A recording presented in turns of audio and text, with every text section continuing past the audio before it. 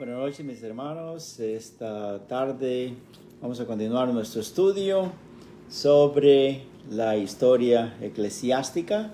Es un estudio fascinante, es un estudio desafiante también.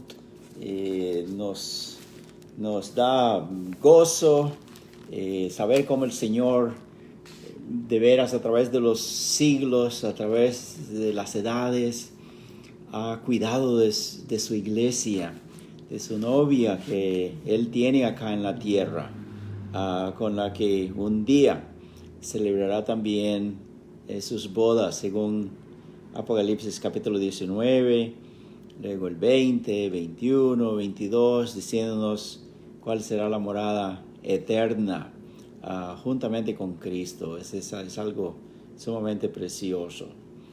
Y la pureza, pues, de su iglesia, pureza doctrinal, pureza moral, pureza ejemplar, ha sido siempre el celo que Dios ha puesto en sus siervos, en los miembros de sus iglesias. Y ya hemos comenzado a estudiar como hombres desde el primer siglo, los apóstoles que eran celosos, implantando las doctrinas de la palabra de Dios en sus iglesias que ellos estaban fundando. Luego en el segundo siglo y tercer siglo, como ya hemos brevemente, abuelo de pájaro ha mencionado, hombres como Montano, hombres como Donatio, y ahora vamos a mirar uno que se llamó Novacio también. Antes de entrar un poco al estudio, leamos en la palabra de Dios en el libro de Deuteronomio.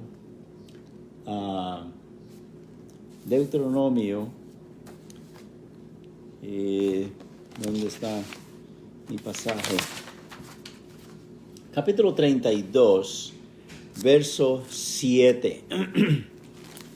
Bueno, leer el contexto también, pero para no tener que usar mucho tiempo, no vamos a leer todo eso. Es un canto, el último de los cantos que dio Moisés a Israel. Ya estaba él en las vísperas de su despedida, y entonces dice en el verso 7, como para que ellos recuenten la historia, como Dios desde el tiempo de los patriarcas, desde el tiempo de su esclavitud en Egipto, Él los ha guiado, los ha bendecido, los ha multiplicado, los ha protegido, etc. Y dice acá en el verso 7, como para que no se olviden de cómo Dios se ha movido entre ellos y lo continuará haciendo. Dice aquí en el verso 7 de Deuteronomio 32, acuérdate de los tiempos antiguos, considera los años de muchas generaciones. Pregunta a tu padre.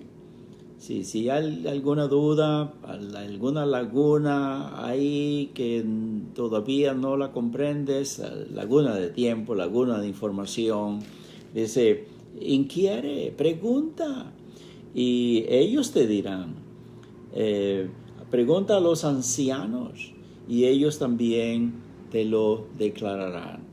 Dios pide, hermano, Dios requiere, tanto en el Antiguo Testamento como nosotros también en estos tiempos, que no permitamos que nos den gato por liebre, como se dice, ¿verdad? Hace mucho tiempo no uso ese refrán.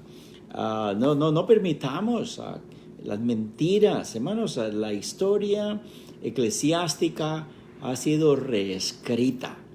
No son honestos, no son verdaderos estos hombres que nos dicen que nuestros hermanos de antepasados, todos los evangélicos, cristianos de aquel tiempo, por no ser católicos, que eran brujos, que eran herejes, que usted lee eso en enciclopedias, en diccionarios, en Google. Busque usted quiénes son los montanistas novacianos, y van a decirle todo lo contrario de lo que estamos estudiando acá. Nada más con esa mala información malvada, tirando palas de tierra para descreditar y para desmentir la verdad. Pero la verdad no puede ser desmentida. La verdad es verdad, la historia es la historia, y eso es lo que tenemos en cuanto a este pueblo bautista. Como he dicho, y lo sigo repitiendo, hermanos, hay muchos libros de historia en la actualidad, gracias al Señor, ¿verdad? Centenares de hombres, algunos religiosos, otros no religiosos, pero nos dicen cómo son las cosas en realidad. Yo he mencionado libros como el libro de Mártires de John Knox. He mencionado Mosheim, es un historiador luterano, más bien, y este hombre es bien amplio en su historia que nos da a través de los siglos, y nos habla de todos estos hombres, de Montano, de Novacio, y de los demás, ¿verdad? Bueno, vamos a mencionar un poco, hermanos, de lo que se trata en este tiempo. En el primer siglo, como una reseña histórica un poquito en el primer siglo,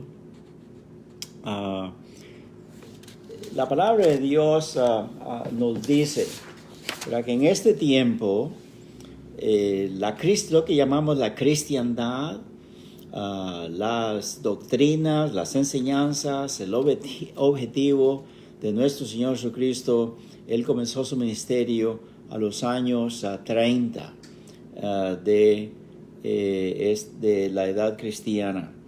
Este es un periodo histórico en que el Señor Jesucristo estuvo acá, y Él desempeñó su trabajo, su obra, dentro de los linderos del Imperio Romano. Es uno de los imperios más grandes y más poderosos que ha tenido el mundo. Desde los sueños de Daniel, capítulo 2, encontramos eso, que iba a ser un imperio bien fuerte, bien dominante, y lo fue, ¿verdad? Tiberio César era el emperador en ese tiempo del Señor Jesucristo. En cuanto al imperio mismo, en cuanto al pueblo, el dominio romano, la religión predominante era pagana. Millones de personas, ellos, ya hemos definido, ¿verdad?, el paganismo, pues religiones que creían en muchos dioses. La historia de ellos se remonta hasta el tiempo de Egipto, Babilonia, Grecia, etcétera, etcétera, y eran miles de ídolos, dioses y diosas que ellos creían y les daban veneración y culto. Y por supuesto que esta religión no era solamente del pueblo, pero era también del gobierno. Era apoyada, sostenida por el gobierno. Ya he mencionado, ¿verdad?, que en el año 325 Constantino, el emperador romano, y ahora ya no es Tiberio César, ¿verdad?, pero es Constantino, él estableció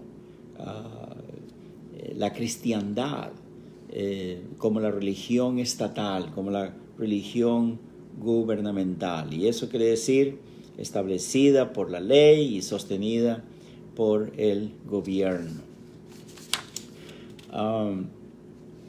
En los tiempos también de este periodo, había otra religión histórica que ha sido a través de los siglos protegida por Dios mismo, ¿verdad? Por Jehová Dios. Y estamos refiriéndonos a los judíos. En el tiempo que el Señor Jesucristo vino, en el primer siglo, en el segundo, ellos han sido una religión bastante fuerte. Millones de ellos existían en ese tiempo. La palabra de Dios dice que el Señor Jesucristo, siendo judío, y era el cumplimiento de las profecías que ellos mismos tienen, ¿verdad? Que un día iban a tener un Salvador que iba a venir por ellos para salvarles y rescatarles, pero sabemos que lo despreciaron, lo rechazaron e inclusive pidieron al gobierno, pidieron a Pilato que fuera crucificado. Y por supuesto que esta religión, no obstante siendo escogida de Dios, estaban muy mal, estaban en tiempo de apostasía, se habían apartado de veras de lo que dice Moisés, de lo que dice Abraham. Era una religión pues más plagada de formalismo y carecían de todo poder espiritual, solo buscaban a un Mesías, a un adalid, a un hombre fuerte que los liberara del poder romano. Esa era su intención. Como el Señor Jesucristo pues no cumplió con ese deseo de ellos, por eso lo desecharon y lo crucificaron. La iglesia del Señor Jesucristo, las enseñanzas de Él, su objetivo, no son de este mundo. Eso es lo que Él dijo a Pilato, ¿verdad? En cuanto al gobierno se refiere, mi reino no es de este mundo. Si fuera de este mundo, dice, mis ángeles, mis servidores, vendrían y pelearían por mí. Esto, por supuesto, dejaba anonadado al pobre Pilato. No entendía el lenguaje del Señor Jesucristo, pero le estaba diciendo pues que él no estaba buscando un poder terrenal, no iba lo que él estaba haciendo acá y estableciendo sus discípulos, su iglesia, etcétera, no era para ser sostenida por el gobierno, destronar al César, no, su iglesia no iba a ser socia del gobierno, esposa del gobierno, mucho menos, pero más bien separada del gobierno. Y eso es lo que el Señor Jesucristo enseñó y es lo que nosotros, los bautistas también, creemos 100% y lo practicamos. Y a través de la historia, esa ha sido una de las razones por qué ha habido tanta persecución, tanto martirio, tanto odio a nuestros hermanos del pasado. Y ellos, igual que nosotros, adherentes del Señor Jesucristo, que nos sujetamos a Él solamente como nuestra cabeza, nosotros, los hijos de Dios, iglesias misioneras bautistas, adheridos a la cabeza que es nuestro Señor Jesús, somos enseñados por Él en cuanto al gobierno temporal y terrenal se refiere. Que obedezcamos, que respetemos las leyes civiles, a menos que dichas leyes contradigan, se opongan diametralmente a las enseñanzas de las Sagradas Escrituras. En Romanos capítulo 13, versos 1 y 7, mire lo que dice. Romanos capítulo 13, versos 1 al 7. Sométase toda persona a las autoridades superiores, porque no hay autoridad sino de parte de Dios, y las que hay por Dios han sido establecidas. Las que hay. Esa palabra de Dios, no importa si es gobierno comunista, socialista, fascista, demócrata, etcétera. No importa. La ley donde usted vive, respétala, obedézcala y apóyela también, ¿verdad? Y dice, porque el quien se opone a la autoridad, verso 2, a lo establecido por Dios resiste, y los que resisten acarrean condenación para sí mismos. Porque los magistrados no están para infundir temor al que hace el bien, sino al malo. ¿Quieres pues no temer la autoridad? Haz lo bueno y tendrás alabanza de ella, porque es servidor de Dios para tu bien. Pues hay que darle gracias a Dios por el cuerpo policíaco, por el ejército. Hay que darle gracias a Dios por estas leyes que son impuestas y a jueces que juzgan, a veces no juzgan bien, ¿verdad? Son hombres, se equivocan, pero estas cosas, dice el Señor, que las respetemos, que inclusive oremos por ellos, que Dios los bendiga, que Dios los proteja, porque son puestas por Dios, Dice en el verso 4, son servidores de Dios para tu bien. Pero si haces lo malo, teme, porque no en vano lleva la espada, pues es servidor de Dios, vengador, para castigar al que hace lo malo. Amén. Eso es lo que enseña la palabra de Dios, ¿verdad? No tenemos que estar asociados, no tenemos que estar sostenidos por el gobierno, pero nada más estar a la expectativa de lo que se está haciendo,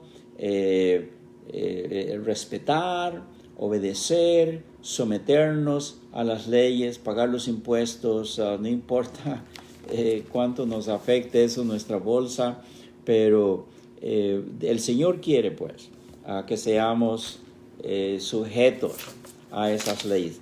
Y como dijimos, a menos que sean contrarias a las palabras del Señor. En 1 Pedro capítulo 2 también dice, de los versos 13 al 15, por causa del Señor, porque el Señor lo requiere, el Señor Jesucristo, la cabeza de la iglesia, dice, someteos a toda institución humana, a toda, ya sea al rey como al superior. Verso 14, ya los gobernadores como por él enviados, para castigo de los malhechores y alabanza de los que hacen bien. Porque esta es la voluntad de Dios, que haciendo bien, hagáis callar la ignorancia de los hombres insensatos, como libres, pero no como los que tienen libertad. La libertad como pretexto para hacer lo malo, sino como siervos de Dios. Honrad a todos, amad a los hermanos, temed a Dios, honrad al rey. En una ocasión, los fariseos vinieron al Señor Jesucristo para tentarlo y le dijeron, Señor, ¿es lícito dar tributo al César? ¿Está bien que estemos apoyando estas cosas? Es un rey pagano, son leyes paganas, y ellos lo estaban pensando, ¿verdad? Si es judío igual que nosotros, que está en contra de todo este gobierno romano, si dice que sí, pues es un traidor, es alguien que debemos inmediatamente deshacernos de él, ¿verdad? Y si dice que no, lo podemos acusar contra el gobierno romano, contra el César, para que se lo lleven de aquí. Pero ¿qué dijo el Señor? Muéstreme la moneda. Y cuando la vio, la tenía en su mano, dice, ¿de quién es esta inscripción? ¿De quién es esta imagen? Y dice, del César. ¿Y qué dijo el Señor? Pues dad al César lo que es del César y a Dios lo que es de Dios. Ve como el Señor definitivamente pone una línea de separación. El gobierno de la tierra es una cosa, el gobierno de mi Padre Celestial es otra. Amén y amén. Y así ha sido a través de los siglos y lo continuará siendo. Amén. O esto posiblemente en los últimos días quizás nos cueste multas, encarcelamiento y quién sabe qué. No estamos a favor de todas estas leyes de aborto, de homosexualismo, perversión, maldad. Es horrible. Cada vez más la maldad, la iniquidad, la falta de temor de Dios, lo vamos viendo cada vez más y más, descendiendo más y más. Pero los hijos de Dios no estamos a favor de esas cosas y ellos lo saben y posiblemente nos van a venir consecuencias, igual que como otros hermanos en el pasado, pero el Señor nos protegerá de esas cosas. Amén. Muy bien, en el tercero y cuarto siglo, para ver si podemos abarcar algo, ¿verdad? de esto, quizá tomen la próxima lección también, si no se puede terminar esta de hoy. Tuvimos pues a otro hombre, después de el hermano Montano, después del hermano de los otros que mencioné, que ellos eran celosos de la doctrina, celosos de la pureza moral y doctrinal en la casa de Dios. Tenemos en el año 250, nació más o menos en Italia este hermano que se llamó Novacio.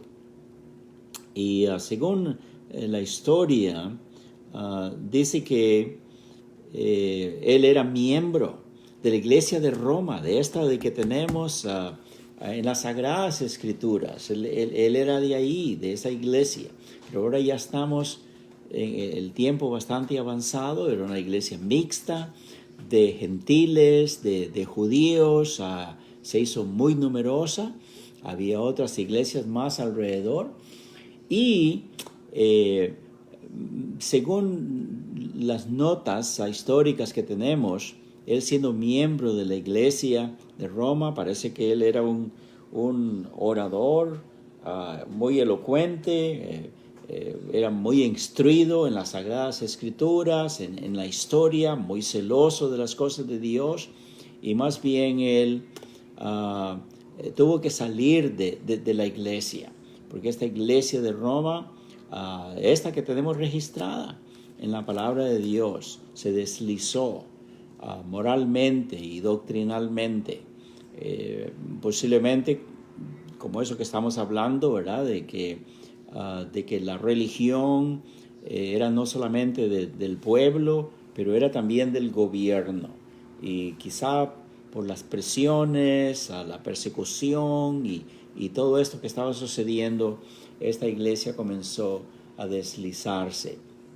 Pero hermano Novacio, otra vez, porque el Señor Jesucristo, el Espíritu de Dios, siempre ha puesto hombres a través de la historia y mujeres también celosas de la palabra de Dios, de hacer las cosas exactamente así, de acuerdo a la iglesia modelo y original. Entonces él tuvo que salir de ahí, pero por supuesto que tuvo varios seguidores también. Y según la historia, Moshe, un historiador luterano, que es muy famoso, muy conocido, un hombre muy fidedigno por escribir la verdad. Él dice que él fue de gran influencia en el Asia Menor. Y por supuesto, se conoció juntamente con el hermano Montano, con nosotros también, que eran sumamente celosos y por supuesto que estaban asociados, ¿verdad? Es en ese tiempo, más o menos, en el tercer siglo, antes de que comenzara el cuarto, que estas personas eran llamados anabautistas, porque ellos no recibían personas que venían del catolicismo o de otras iglesias también, que junto con la de Roma ya estaban en el error. Entonces requerían que ellos, los que querían ser miembros de sus iglesias, fueran propiamente endoctrinados y bautizados para ser miembros de las iglesias. Y es lo que ha sido característico de nuestras iglesias bautistas a través de la historia, a través de los siglos.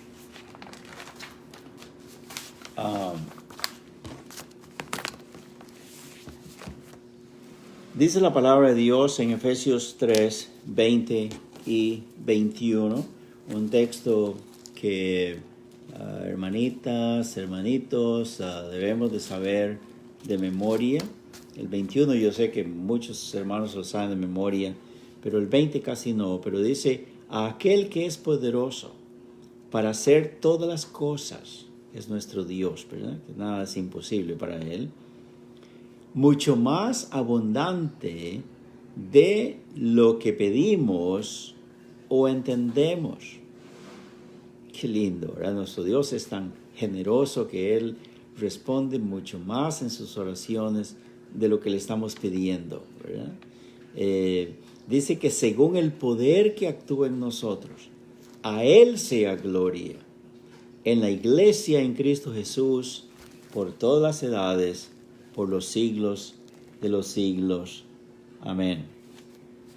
Estos hermanos novacianos del primer siglo, ¿no? Del tercero y cuarto siglo. Dice, por ejemplo, en esta enciclopedia escrita por Mr. Schaff y Herzog, dice, los novacianos retenían los valores de las tradiciones, las ideas de la iglesia y la comunión de los santos que correspondía exactamente a las ideas y a los principios prevalecientes de los primeros días del cristianismo. Hermanos, este es la evaluación que hacían del hermano novaciano y de los montanistas y de los demás. Dice, otro escritor del Diccionario Nuevo Internacional declara diciendo, los novacianos, su ortodoxia nunca fue puesta en duda. Ortodoxia quiere decir lo estricto, la rigidez de la pureza doctrinal, que si así dice el Señor, así debe de ser, ¿verdad? En el concilio de Nicea, que es bastante conocido, fue esto hecho en el 325, en el tiempo en que este señor emperador romano,